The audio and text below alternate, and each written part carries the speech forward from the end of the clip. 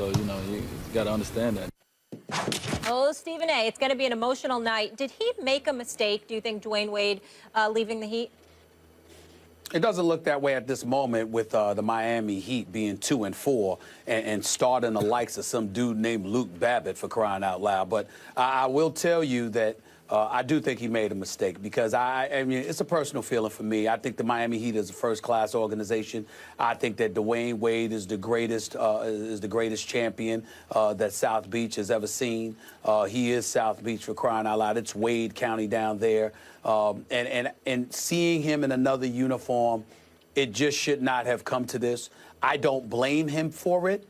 I just think it's a mistake because I don't consider the Chicago Bulls a championship contender. I consider them exactly what they are right now with their 4-4 record. They're an average team with studs like a Jimmy Butler to play with D. Wade, and Rondo's not bad, but I don't consider them an elite team. And Dwyane Wade is a future Hall of Famer. He is somebody that I look to when I think about champions in today's NBA. And the fact that he's on a team that I believe has virtually no shot of capturing a championship is not an ideal situation. Now, obviously, you look at Miami, Max, and you see a 2-4 record, and you're saying, well, what's the big deal with that? But you have to remember, at the time he left, we still were in the thought process that Chris Bosh could potentially come back. We didn't think that he would be finished. And so Chris Bosh supposedly at the time was supposed to be there. It would have been him with Hassan Whiteside, with Goran Dragic, and what have you. And I was of the mindset that last year, if it were not for an injury to Chris Bosh, the Miami Heat and the Cleveland Cavaliers would have been playing in the conference finals. And when you think about the winner within that is Pat Riley, there is no question that Pat Riley, from the moment LeBron James left, Pat Riley, who thought about retiring, changed his mind, and he was on a mission to compete and to knock off the king. And Dwyane Wade was supposed to help pull that off. Now, again, both sides here, you got to look in the mirror. In the case of Pat Riley, you're an old school kind of guy that may have made that mistake because LeBron walked out the door on you. D. Wade ultimately walked out the door on you. And you got two of the preeminent stars in the game of basketball that felt, to some degree, a bit used and disrespected. If you're Pat Riley, I certainly would never accuse him of such things, but you have to address the fact that that's how they felt. And you can't be so old school that you're not being sensitive to their feelings because you needed these guys in order to help you win. And I think that's something that Pat Riley has to look in the mirror about. In the case of D. Wade, it's like, damn, if you're going to leave Miami, yeah, I know you're going home to Chicago, and I get that, but, that's always going to be the house that MJ built. You going home, it ain't the same. And at the end of the day, it was for $6-7 million. Seeing him in something other than a Miami Heat uniform, I think it needed to be for a better situation than the Chicago Bulls, which is something that I shared with D. Wade over the summer, Max, at the time he had made his decision. I disagree with that. I think the time was right to leave Miami. First of all, I did not think Bosh was coming back because of how hard the Heat were fighting last year to make sure he wasn't coming back, and the fact that enough medical opinions had come out to say that it could be life-threatening, blood clots and these kind of things, or else the medication he has to take. I mean, there was a real legitimate medical concern. At the time, those opinions weren't out, though. Before Wade left, yes. I'd heard and read them, but at any rate, maybe you had information I didn't have. It's entirely possible you have information that everyone doesn't have on the NBA. But at the time, that was my impression, that Bosh ain't coming back. And if he does, not as a 35-minute-a-game player or something like that. The Big Three had run its course in Miami. LeBron went home, and then Dwyane Wade went home. It's not like LeBron going to Chicago. LeBron went home to Ohio. And Dwyane to Cleveland. And Dwyane Wade went home to Chicago. He can do that, and LeBron could, because, no, you can never replace Jordan. But Jordan's not from Chicago. Wade is. So he actually and he, unlike Jordan when he went to the Wizards, right? It's not like Dwyane Wade is going home when he has nothing left. He's fundamentally a different player. No, Wade still got some ball left in him.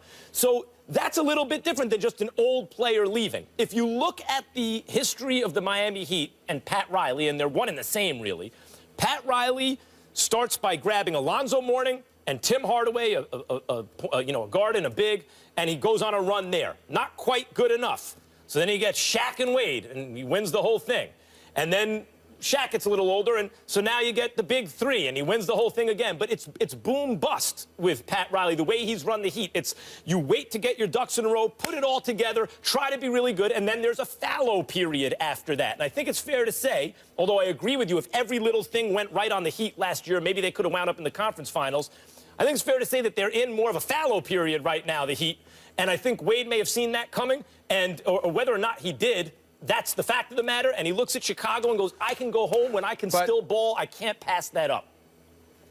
But that's not why he left. I mean, he had an opportunity to go to Denver for $53 million. He turned that down. He knew it was a better look for him to go home to Chicago for $47 million. Miami wouldn't move off of $41 million. That makes no sense to me because D-Wade was definitely worth the additional $6 million.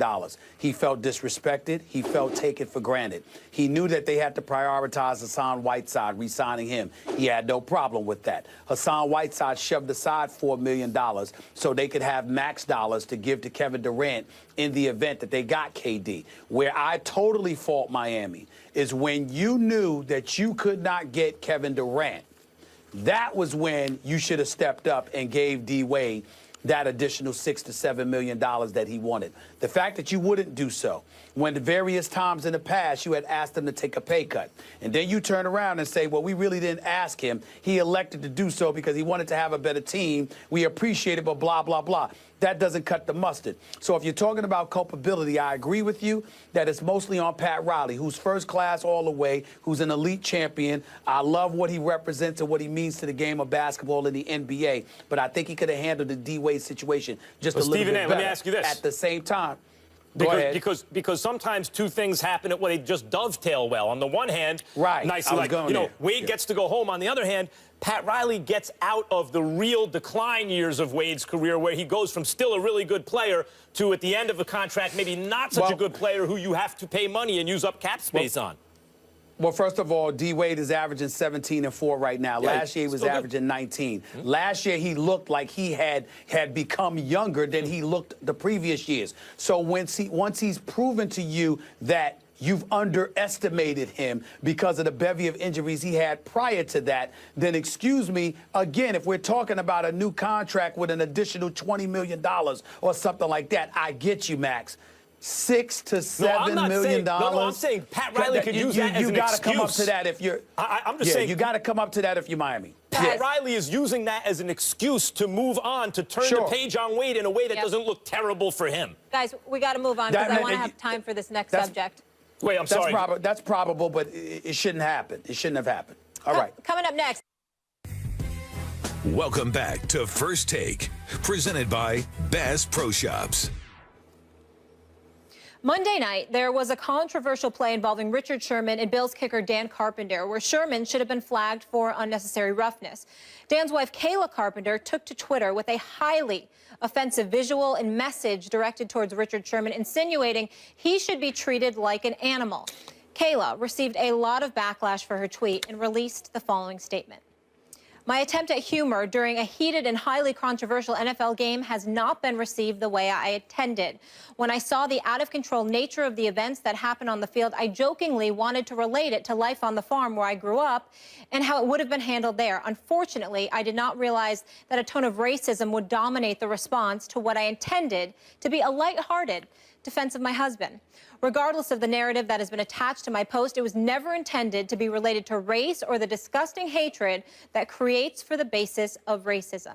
Here's Sherman on her apology. It's not surprising at all. I mean, this is a day and age, you got Ku Klux Klan running around. You know, people say whatever they want, and there's very little consequence. For her to say something like that and then have a BS apology like she did, I mean, it's just the way of the world. You know, I don't let it bother me. It's something I'm very used to, you know. You know, it's just the way people are, you know, the way people were raised. You get it from the you know, social media cowards all the time, but nobody's ever said it to my face. Most people don't live that kind of life. You know, people are much more brave behind the screen, no consequence, no chance of any altercation or anything, any consequence. When somebody actually has to say something to someone's face and deal with the consequences, they're a lot more reserved. Stephen A., your reaction to Kayla Carpenter's statement? Well, I echo what Richard Sherman said. It was BS. A matter of fact, I find myself even more alarmed today than I was yesterday.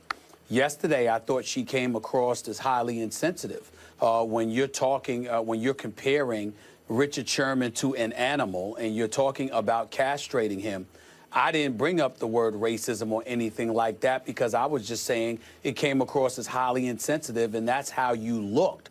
I wasn't necessarily even measuring your intent. I'm just saying this is what you said. This is the graphic that you put up there on your Twitter page, and it was beyond the pale, and you should apologize publicly and immediately. But after I read her statement, first of all, there's nothing in here that says I'm sorry. There's nothing in here that remotely resembles an apology. And then she sits up there, and the first line really resonated with me profoundly. My attempt at humor. Really? So let me get this straight. Comparing this black man to an animal was humorous. Talking about him being castrated is humorous. Bringing up the fact that this is the kind of stuff that happened on the farm, you find humor in that. Oh, really? So now I'm really looking at you, and I'm really looking at you hardcore. I applaud the fact that she's coming to the defense of her husband, okay? Max, you're married. One day I will be, and I hope my wife comes to my defense strongly as well. Any man would want that from his wife. But at the same time, she went beyond the pale. Her explanation was weak. It was devoid of any level of contrition. As far as I could tell, essentially what this statement from her, indicates is that, look, I said what I said. I meant what I meant. Please just don't call me a racist because of it.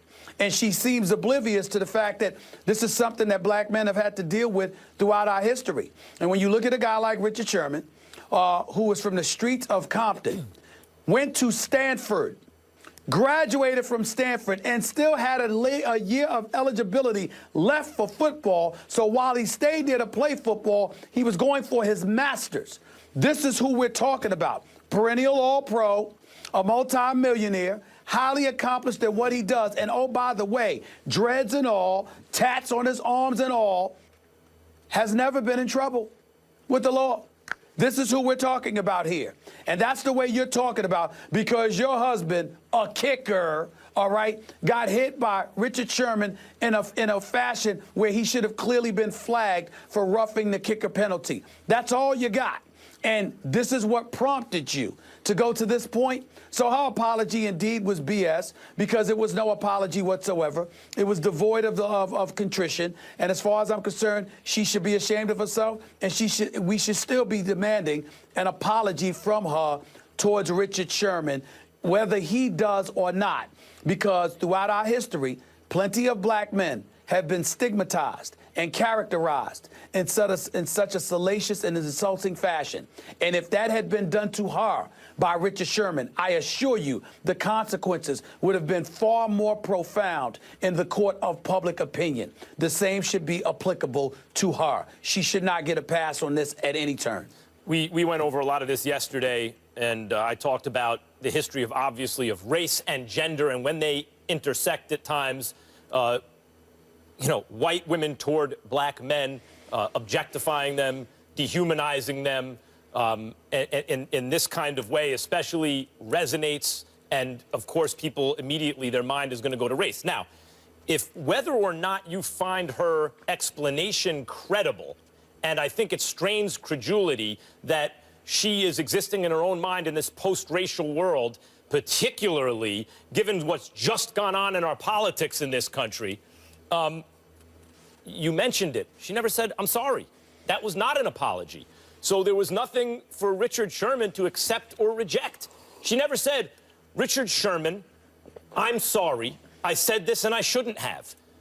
P.S. I want to explain why I did it. X, Y, and Z. And then you can deal with whether or not you find that credible. But the apology never took place. And she clearly owes him one.